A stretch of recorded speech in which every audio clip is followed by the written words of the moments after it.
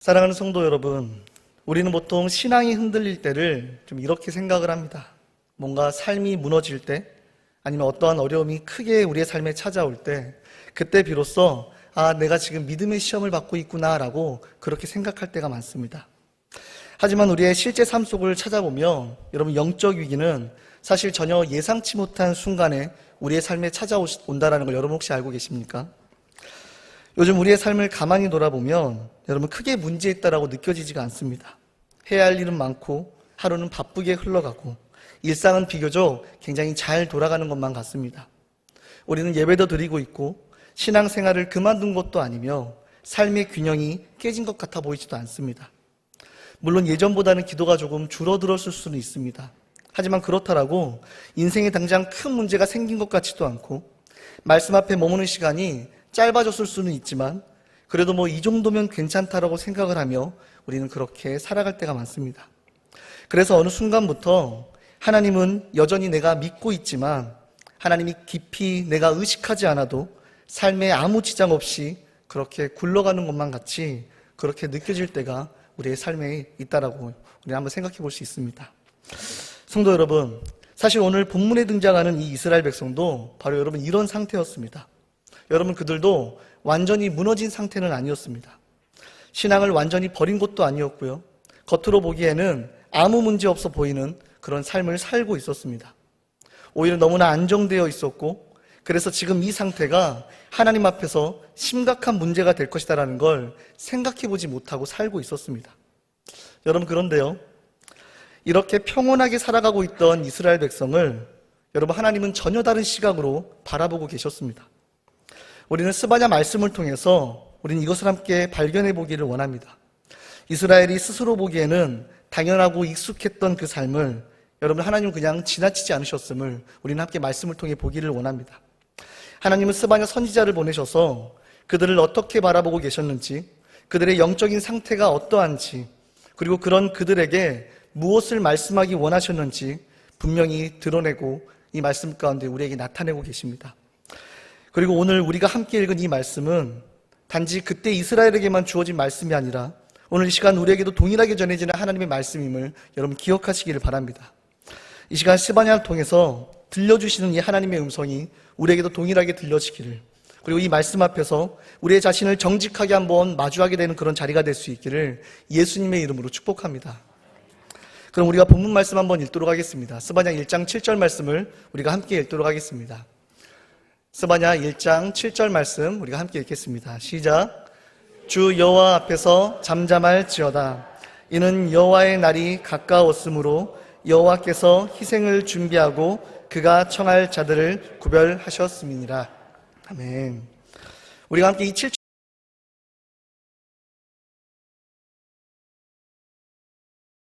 말씀을 하실 수 있으셨습니다.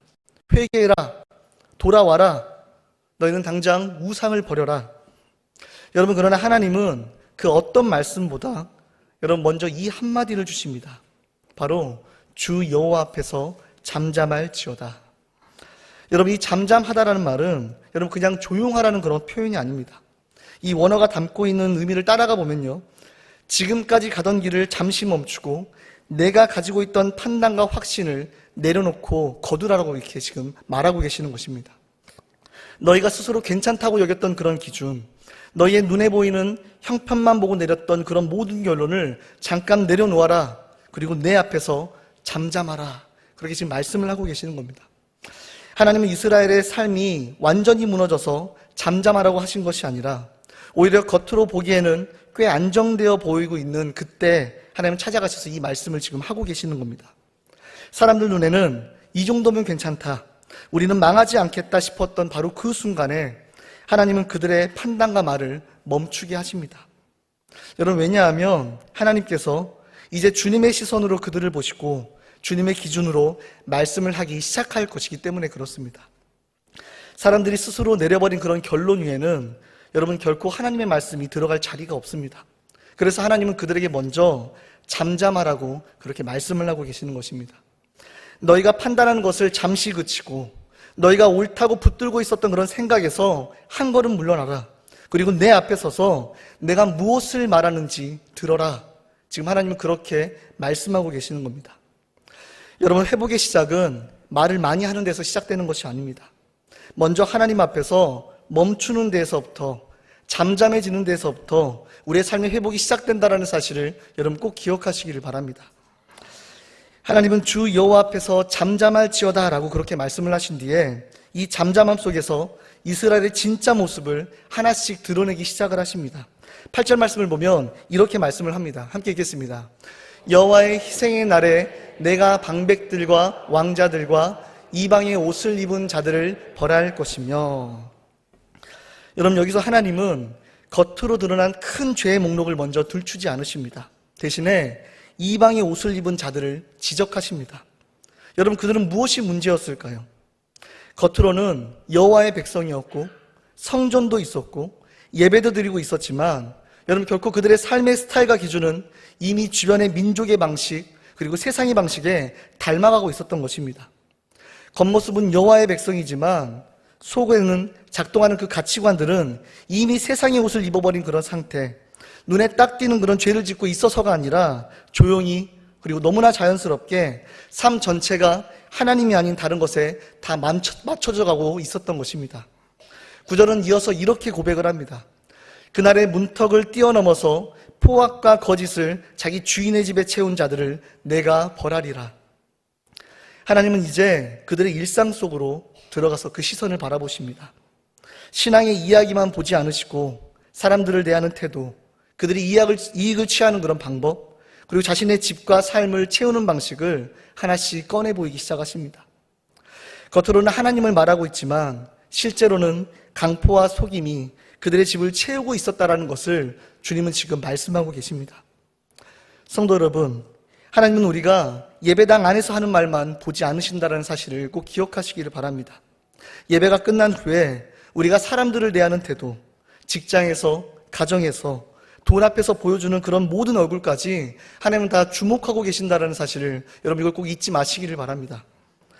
여러분, 이스라엘은 신앙과 삶을 분리해놓고 그렇게 살고 있었지만 하나님은 그 분리를 조용히 허물어버리고 계십니다. 그리고 12절에서 하나님은 이 모든 상태의 뿌리를 드러내고 계십니다. 우리가 함께 읽겠습니다. 그때 내가 예루살렘에서 찌꺼기같이 가라앉아서 마음속에 스스로 이르기를 여호와께서는 복도 내리지 아니하시며 화도 내리지 아니하시리라 하는 자를 등불로 두루 찾아 벌하리니. 하나님은 예루살렘 사람들의 상태를 찌꺼기같이 가라앉았다라고 이렇게 표현을 하십니다. 여러분, 이게 무슨 뜻일까요? 찌꺼기같이 가라앉았다. 여러분, 당시에 포도주를 만들 때 여러분 술을 오래 두면 그 아래 찌꺼기가 가라앉습니다. 여러분, 그런데 그것을 한 번도 흔들지 않고요, 그대로 내버려 두면 여러분 그 찌꺼기가 가라앉아서 단단하게 굳어버린다는 것입니다. 그래서 움직이지도 않고 반응하지도 않고 그 어떤 변화도 없는 상태가 되어져 버리는 것입니다. 하나님이 보시기에 지금 이스라엘 영혼이 딱 그와 같음을 지금 설명하고 계시는 것입니다. 겉으로는 조용하고 겉으로는 안정되어 있고 우리는 괜찮다라고 그렇게 생각하고 있지만 하나님 보시기에는 전혀 움직이지 않는 그런 신앙, 전혀 기대하지 않고 있는 그런 마음, 전혀 반응하지 않고 있는 그런 영혼을 지금 하나님은 말씀하고 계시는 것입니다. 그래서 그들은 마음속에 지금 이렇게 말합니다. 여호와께서는 복도 내리지 아니하시며 화도 내리지 아니하시리라. 여러분, 그들은 하나님이 계신다라는 걸 알고 있었습니다. 그런데 그 하나님이 지금 내 삶에 복을 주시든 화를 내리시든 그들이 크게 개의치 않다라고 지금 고백을 하고 있는 것입니다. 사랑하는 성도 여러분, 이것이 바로 가장 깊은 영적 무감각의 상태임을 여러분 이걸 꼭 기억하시기를 바랍니다.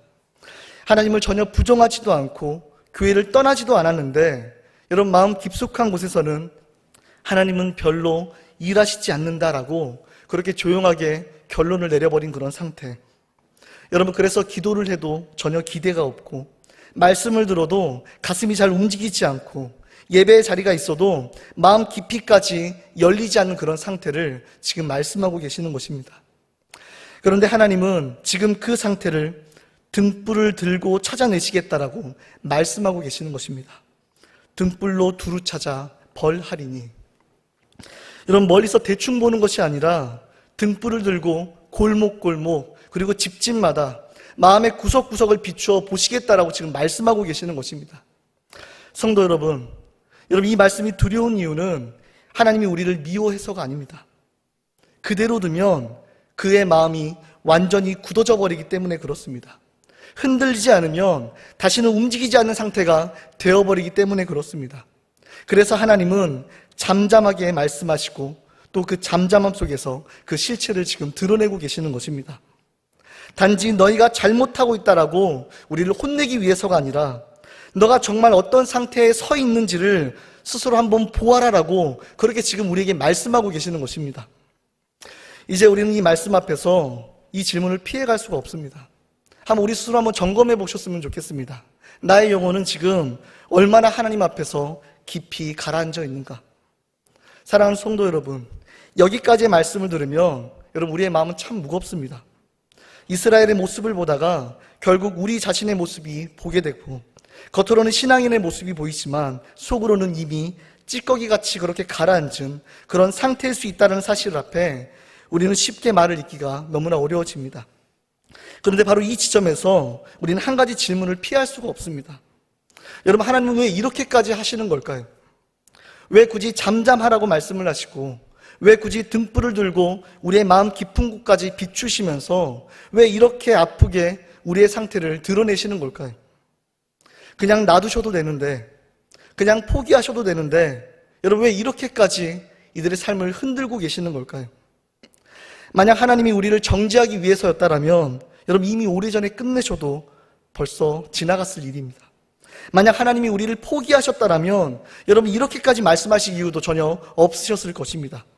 그래서 우리는 이 질문 앞에 멈춰서야 합니다. 하나님 도대체 왜죠? 왜 우리의 삶을 이렇게 흔들고 계십니까? 스바냐서는 이 질문에 침묵하지 않습니다. 이 책의 마지막 부분으로 가면 갈수록 여러분 하나님의 그 마음이 조금씩 너무나 분명하게 드러나고 있음을 우리는 발견할 수가 있습니다. 3장 14절 말씀을 우리가 함께 읽도록 하겠습니다. 시온에 따라 노래할지어다. 이스라엘아 기쁘게 부를지어다. 예루살렘에 따라 전심으로 기뻐하며 즐거워할지어다. 아멘. 여러분 방금 전까지 잠잠하라고 하시던 그 하나님이요, 이제 무엇이라고 말씀하시죠? 노래하라, 기뻐하라 라고 지금 그렇게 말씀을 하십니다. 앞에서는 우리가 스스로 한 말이 멈춰지는 그런 장면이었다면 이제 하나님께서는 다시 기쁨을 회복시키는 그런 장면을 우리에게 지금 보여주고 계시는 것입니다. 여러분 하나님이 흔드시는 목적이 여기서 분명하게 드러납니다. 하나님은 우리를 무너뜨리기 위해서 우리의 삶을 흔드시는 것이 아니라 다시 기뻐할 수 있는 그런 자리로 우리를 데려가기 위해서 우리의 삶을 흔드신다는 사실을 여러분 꼭 기억하시길 바랍니다. 아멘. 3장 17절 말씀은 하나님의 마음을 가장 깊이 보여주는 말씀입니다. 우리가 함께 읽겠습니다. 너의 하나님 여호와가 너희 가운데 계시니 그는 구원을 베푸실 전능자이시라. 그가 너로 말미암아 기쁨을 이기지 못하시며 너를 잠잠히 사랑하시며 너로 말미암아 즐거이 부르며 기뻐하시리라. 우리 한 번 더 고백하겠습니다. 너의 하나님 여호와가 너희 가운데 계시니 그는 구원을 베푸실 전능자이시라. 그가 너로 말미암아 기쁨을 이기지 못하시며 너를 잠잠히 사랑하시며 너로 말미암아 즐거이 부르며 기뻐하시리라. 아멘. 성도 여러분, 이 말씀이 정말 놀라운 이유는 앞에서 드러난 그 이스라엘의 상태를 하나님이 결코 모르셔서가 아닙니다. 그들이 무감각도 다 알고 계셨고 복도 화도 내리지 않으시겠다라고 그렇게 비아냥거리면서 그렇게 말했던 그런 마음도 다 알고 계셨고 찌꺼기처럼 가라앉았던 그들의 영혼 상태를 하나님은 다 알고 계셨습니다. 여러분 그런데도 하나님은 그 백성을 향해서 지금 말씀하고 계시는 겁니다. 기뻐하라고 말씀하시고 두려워하지 말라라고 말씀을 하시고 마침내 이렇게까지 말씀을 하십니다. 그가 너로 말미암아 기쁨을 이기지 못하시며 너를 잠잠히 사랑하시며 너로 말미암아 즐거이 부르며 기뻐하시리라. 아멘. 1장에서는 하나님이 우리에게 잠잠하라고 외치셨습니다. 그런데 3장에 와서는 하나님 자신이 우리를 향해서 잠잠히 사랑하신다라고 지금 그렇게 우리에게 말씀하고 계시는 것입니다. 여러분 이것이 스바냐가 보여주는 바로 하나님의 마음입니다. 우리를 잠잠하게 하시는 그 이유는 우리를 향한 그 사랑이 식어서가 아니라 사랑이 여전히 너무나 뜨겁기 때문에 우리가 어떤 상태에 있는지 정말 정직하게 보게 하시려고 그렇게 지금 우리를 드러내시는 것입니다. 우리를 흔드시는 이유는 우리를 절망시키시려고 하시는 것이 아니라 우리가 그 흔들림 속에서라도 다시 하나님을 붙들게 하시려는 하나님의 마음이셨음을 여러분 꼭 기억하시기를 바랍니다. 여러분, 가장 무서운 상태는 하나님께 혼나는 그런 상태가 아니라 하나님께서 우리에게 아무 말씀도 하지 않으시는 그런 상태임을 여러분 꼭 기억하시기를 바랍니다. 여러분, 그런데 하나님은 오늘 말씀을 통해서 우리를 향해 여전히 말씀을 하십니다. 잠잠하라. 너의 상태를 보아라. 그리고 알아라. 내가 너희를 여전히 사랑하고 있다는 것을, 내가 너희를 다시 일으키기를 원한다는 것을 너희는 꼭 기억해라. 우리에게 지금 그렇게 말씀하고 계신다는 사실을 여러분 꼭 잊지 마시기를 바랍니다. 성도 여러분, 하나님의 흔드심은 끝이 아니라 시작이십니다. 정죄의 종착점이 아니라 회복으로 가는 하나님의 손길임을 이걸 꼭 잊지 마시기를 바랍니다. 오늘 이 말씀 앞에서 우리도 하나님 앞에 잠잠히 서서 이 질문을 솔직하게 한번 답해보기를 원합니다. 하나님, 제 영혼이 얼마나 깊이 가라앉아 있는지, 얼마나 지금 내가 굳어 있는지 주님 앞에서 보게 하여 주옵소서. 그리고 하나님, 저를 이렇게까지 흔드시는 그 이유가 정말 저를 사랑하시기 때문임을 내가 믿게 하여 주시옵소서. 여러분, 이 고백이 나오는 순간에 여러분 흔들림은 더 이상 우리에게 두려운 사실이 아니라 하나님께로 돌아가는 축복의 통로가 됨을 여러분 꼭 믿으시기를 바랍니다. 사랑하는 성도 여러분, 이제 말씀을 정리하도록 하겠습니다. 오늘 우리는 스바냐 말씀을 통해서 하나님께서 왜 먼저 주 여호와 앞에서 잠잠할지어다라고 그렇게 명령하셨는지 우리는 살펴볼 수 있었습니다. 하나님은 우리를 정죄하시려고 잠잠하게 하신 것이 아니라 우리 안에 굳어져 있던 그런 생각과 확신들을 멈추게 하시고 정말 우리의 상태가 어떤지 그분의 시선으로 보게 하시기 위해 먼저 잠잠하라고 말씀을 하셨습니다. 그리고 그 잠잠함 속에서 하나님은 이스라엘의 그리고 우리의 실체를 드러내 보이십니다. 겉으로는 여호와의 백성 같지만 삶의 방식은 이미 세상의 옷을 입고 살아가고 있는 그런 우리의 모습, 신앙과 삶을 따로 떼어놓고 살면서 이 정도는 괜찮다라고 생각했던 그런 안일한 마음들, 마치 포도주 찌꺼기처럼 아래 깊이 가라앉아 전혀 움직이지 않고 반응하지 않는 그런 우리의 영혼의 상태. 여호와께서는 복도 내리지 아니하시며 화도 내리지 아니하시리라 그렇게 마음으로 스스로 말하던 그런 그들을 여러분, 하나님은 등불을 들고 찾으셨습니다. 성도 여러분, 이 말씀이 우리에게 불편으로 다가온다라면 여러분, 사실 그것은 하나님이 우리를 버리셨기 때문이 아니라 여전히 우리를 포기하지 않으셨다는 그 증거임을 여러분 기억하시기를 바랍니다. 그래서 하나님은 잠잠하게 하시고 비추시고 우리의 삶을 흔드십니다. 그리고 거기서 끝나지 않으시고 3장에서 이렇게 말씀을 하십니다. 그날에 사람이 예루살렘에 이르기를 두려워하지 말라. 시온아, 내 손을 늘어뜨리지 말라.